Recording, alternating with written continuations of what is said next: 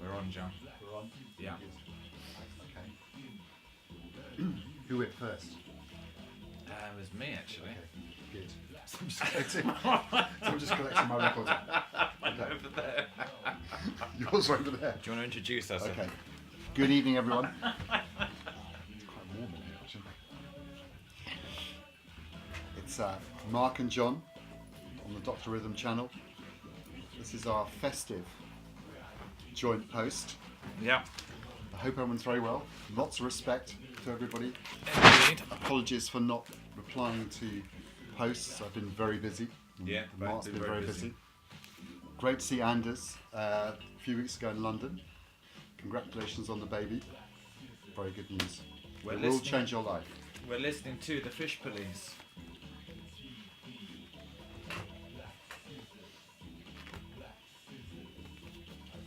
Which is fantastic. Good. So, first up, today, we're not very organised here, are we, John? Yeah, we'll get there. Don't worry. People, we've only got about 6 viewers left now, thanks to Google Plus. So don't worry about it. We can take as long as we like. Okay. First up, we listened to The Friends of Distinction, an album called Whatever. Which I just picked up a couple of days ago for a very cheap price. It's basically it's a soul album from 1970. Seems to have half the Crusaders as the backing band, Joe Sample, Wilton Felder, and I guess musically somewhere between Rotary Connection and the Dells, actually. Yeah. Really nice. Beautiful, just beautiful. Lovely arrangements. There's a number of different singers in the Friends of Distinction, and they step forward for different tracks. But it's I don't think it's been released on CD, so you can only pick it up on vinyl. But I think you can pick it up quite cheap. Highly recommend it. I can remember them being quite a big deal actually back in the day, largely because of the Wilton Felder connection, but also because I really like it. Next up, had Joni Mitchell. For the Roses, and we had Cold Blue Steel, which is I just think she's a genius, really, Joni Mitchell, and a lot of attention to her later albums with Jacko and so forth. But you can hear the seeds of what she was going to do later on this one. Very nice one. My original copy from way back in the day. And just because another album I got on vinyl as a Christmas present, but another Joni Mitchell, The Hissing of Summer Lawns. We listened to the track Sweet Bird, just more beautiful Joni music, really lovely. And I've always made a connection between Joni Mitchell and Sonic Youth, which is quite weird, but I think they kind of like her actually, so it's not surprising. And also there's something about the kind of her weird kind of tunings and so forth that always reminds me of Sonic Youth. And this is from Murray Street, which was their post 9/11 record, and I played Disconnection Notice. I've had this on CD for a long time, but I recently picked it up on vinyl, which is great actually. Love Sonic Youth and love this record. There was something about the Sonic Youth sound on that track that made me think, it had that kind of mixture of an influence of punk, but something also very musical about it. And I just actually today, very excitedly, got this import from America, a limited edition 500 vinyl only, 50, 60, 75, the Numbers Band, which is a bit of a cult record. It's called Jimmy Bell's Still in Town. Beautiful vinyl reissue. Fantastic. Really nice gatefold. Nice 180 gram vinyl. Nice insert photos. And basically a friend of mine told me about this band about this time last year, and played me something on his iPod. They basically were a covers band as far as I can work out, but just really fantastic bunch of musicians who just used to play together all the time. And this gig captures them supporting Bob Marley in front of an audience who were really wanting to see Bob Marley and not them. And there's something about the energy that they have, just in the face, obviously, of an audience who didn't particularly want to see them, that just gives an amazing kind of edge to the live recording. It's just very, very fully committed, very intense. I don't know, it reminded me of there's elements of kind of Beefheart, Zappa, but punk, funk, free jazz in there. Really, we listened to a whole side basically. Yeah, it's great. Couldn't stop it. It was that. Very good. So pick that up. Record of the evening. Really? Definitely. Yeah. There's something about the energy of that just kind of reminded me of Talking Heads live, actually, and played a track off the name of the band is Talking Heads, Cross-Eyed and Painless, which has some great kind of Adrian Ballou guitar playing on it. You can hear Bernie Worrell in the background. Just such a great band, really. Kind of one of the best kind of double live records, actually. One from the early band and one from the kind of later band, post-Eno kind of lineup. Well, Adrian Ballou got me thinking about Robert Fripp and King Crimson. And this is the David Sylvian Robert Fripp collaboration called The First Day, and apparently it was round about the time where Robert Fripp really wanted David Sylvian to join King Crimson, and they made this album, which is pretty much a King Crimson album, but it's not called King Crimson. Great album, came out in about 1993. Quite heavy, very unlike most of David Sylvian's work, actually. Great guitar playing. We listened to the track called Darshan. Yes. And we then, while we were listening to that, we were having a conversation about Robert Fripp and the fact that Lewis Taylor seems to be cropping up on some recent Robert Fripp collaborations and so forth. And so I played a track off, I've got a glare here, of Lewis Taylor's The Lost Album. We played the track Send Me an Angel, but there's a number of versions of this popping around. I mean, I think we've gone on about Lewis Taylor on a number of different Can't go posts about before. Too much, though. Can't go about him too much, actually. Got to check him out. Check him out if you haven't already. He's an absolute kind of, the fact that he's kind of somewhere across between D'Angelo and Deep Purple, I think, actually, in terms of where he's coming from. And so this is a great one. If you can find it, it's getting hard to find now, actually. There was a certain kind of soft rock country vibe going on with that particular version that allowed me to play something that has never been played at one of our sessions, which is the Doobie Brothers' Blackwater track, which actually sounded very, very good. Sounded great. Sounded very good. And as John says, they did make a couple of fantastic albums in the early 70s. Okay, if Mark was excused the Doobie Brothers, I then went right off the beam, and I played my Guilty Pleasure, which was part of Roger Coleman's challenge, actually, and I played from Rosanna from Toto too. I'm not going to go on about it because I've already done that once before. It sounded actually. good. Sounded very good. Fantastic drumming from Jeff Picoro. Completely over the top 80s production, but anyway, Guilty Pleasure time. We were really rocking out by this stage. We were rocking out. We kept rocking for a while. I think the production of that Toto just made me think of Steely Dan, actually. This is a greatest hits double album that has a really nice master of all the tracks. And we listened to... What did we listen to? Oh yeah, we listened to Fez, which is from the Royal Scam. Sounded really good. Next up, David Bowie's Station to Station.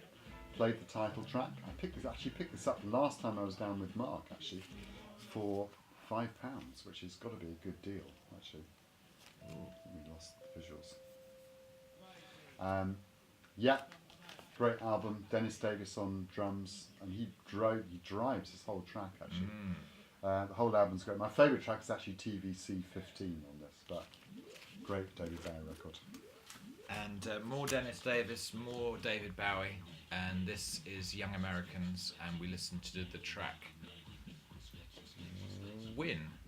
Yes. Yeah. Sounded great. Really good.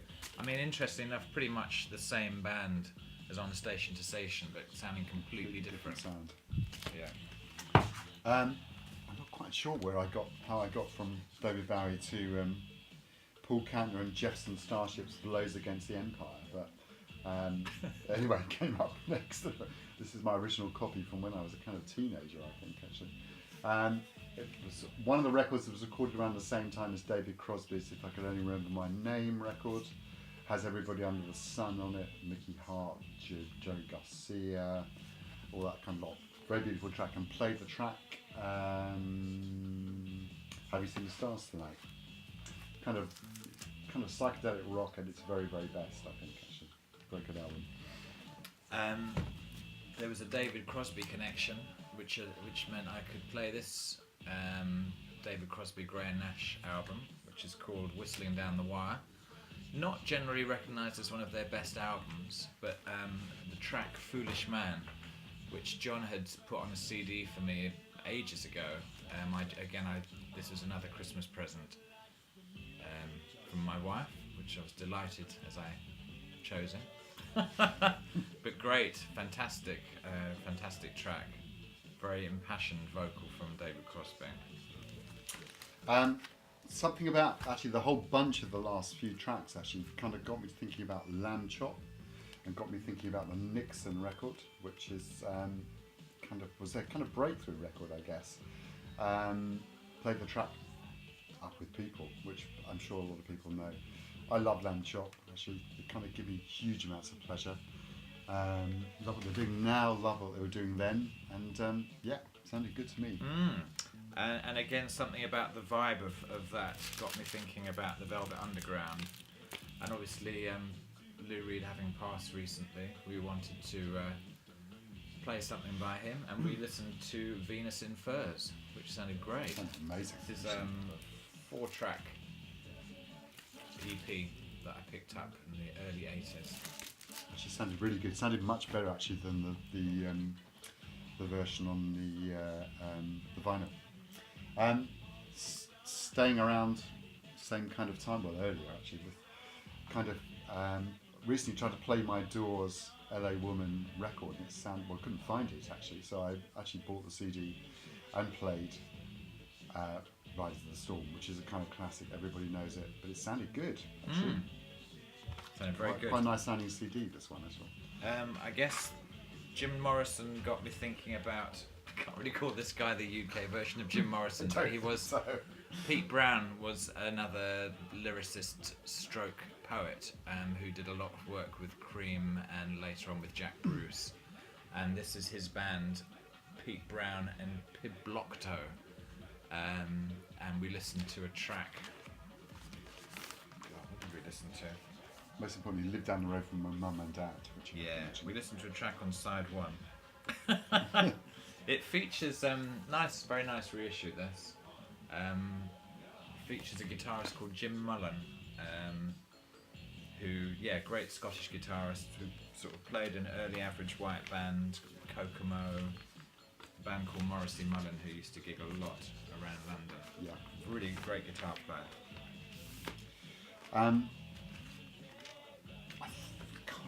don't have any connection at all with the next track, but something prompted me to put on one of my favourite records actually, Wendy and Lisa's Eroica record, and I played the track Rainbow Lake, which is the first track on it. I mean, I think massively underrated, Wendy and Lisa. I mean, I think they were as much an influence on Prince as he was an influence on them actually, and their stuff is really interesting. I think there's some kind of reformed version of them plus the family doing kind of funk gigs, and I wish I could remember the name of the band who's doing it. So anyway, Wendy and Lisa's Eroica won't cost you very much money at all, but it's a very, very good record. We then had our traditional break for sheep's cheese. Yeah.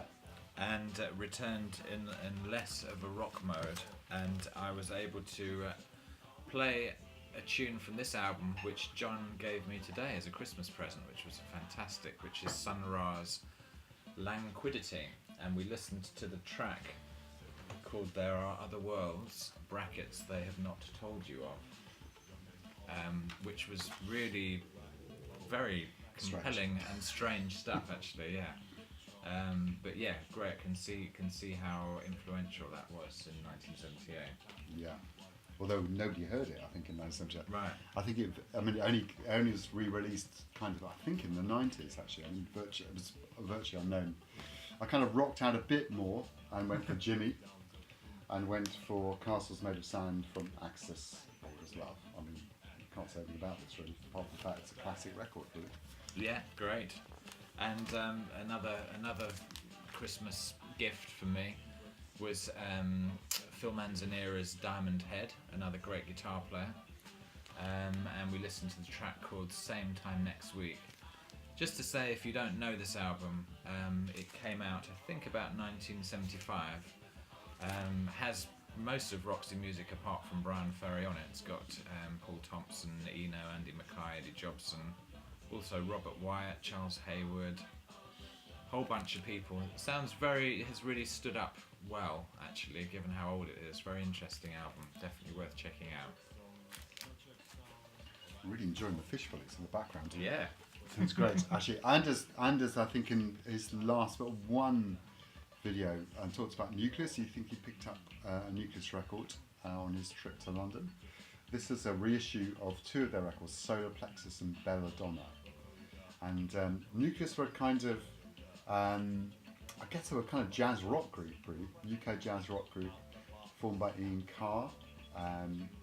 We played a track called Snake Hips Dream, which has some great guitar playing by Chris Spedding, who went on to play with the Sex Pistols, among other people, in the future. Anyway, it's kind of interesting, kind of classic, I suppose, kind of early 70s UK jazz rock, not jazz funk, but jazz rock. Electric jazz rock.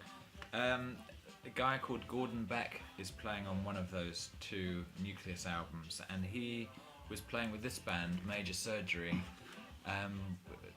at a moment which I would always remember because it was the first time I sort of saw live electric music back in the early 70s, a free gig in London, and I just was really, taken by the playing. I mean, it was, I was probably about 13 or something, but yeah, this band were playing Don Weller's Major Surgery, who very much in the similar bracket to Nucleus in the UK.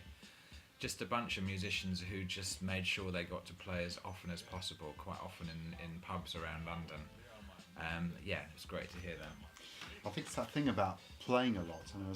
I met somebody a while ago who was just saying that you used to play 3 or 4 times a week, and I think there are very few musicians who get the opportunity to do that now, and I think it's important for a whole range of things.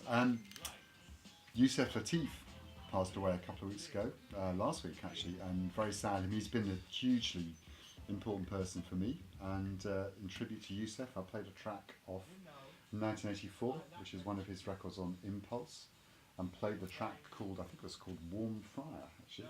Yeah, called Warm Fire of this.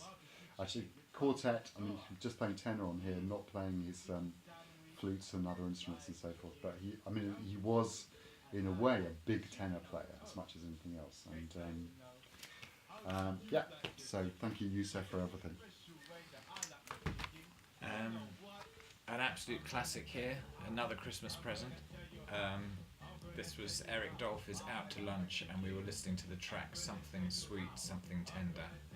This is the album with Freddie Hubbard, no keyboard player but Bobby Hutchinson on vibes, Richard Davis on bass, Tony Williams on drums. Amazingly imaginative and inventive record. It takes a few listens, but every time you listen to it you hear more. And yeah, John and I are both saying we've both really been getting into Eric Dolphy recently. Really fantastic player. So if you don't know this album, you really, really need to add it to your collection. Absolutely fantastic. Yeah, I mean, for me, it's one of the top kind of 2 or 3 Blue Note records, and probably one of the best jazz records ever made. Actually, it's fantastic, and very sad to think he died very shortly afterwards as well. I then went on to thinking of somebody else who's passed actually since the last time we did a session is Jim Hall, the fantastic guitarist, and I've always really enjoyed Jim with Paul Desmond, the alto player, and played the track Taste of Honey off here, and this also features Gene Wright, the bass player, who's also played with Dave Brubeck, and Connie Kay from the Modern Jazz Quartet on drums.